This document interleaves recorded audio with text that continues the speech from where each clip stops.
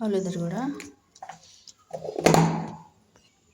সামান্য একটু লঙ্কা গুঁড়ো,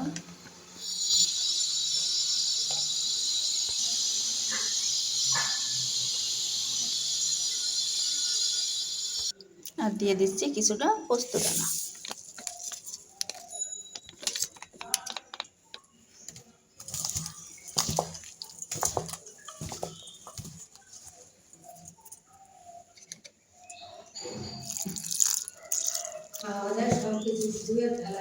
না, যত্ন করে শুধু রান্না করতে হবে। ভালো করে এগুলো মাখিয়ে নেব, শুকনো শুকনো করে মাখিয়ে নেব। তাহলে যে শুকনো শুকনো করে মাখিয়ে নিয়েছি, আমি এবার একটু গোল গোল করে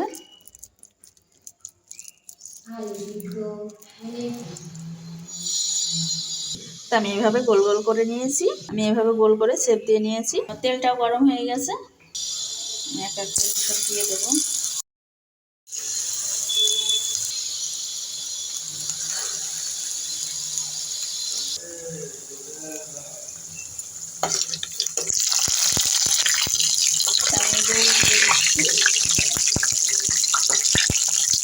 হালকা নিচে ভেজে নিতে হবে।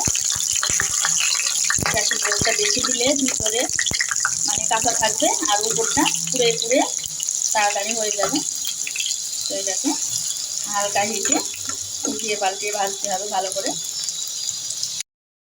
এই যে আমার এগুলা লাল লাল কালার করে ভাজা হয়ে গেছে। তো আমি এবার তুলে নেব। খুব সুন্দর দেখো মুড়মুড়ে মুচমুচে হয়ে গেছে। আমি এবার তুলে নেব।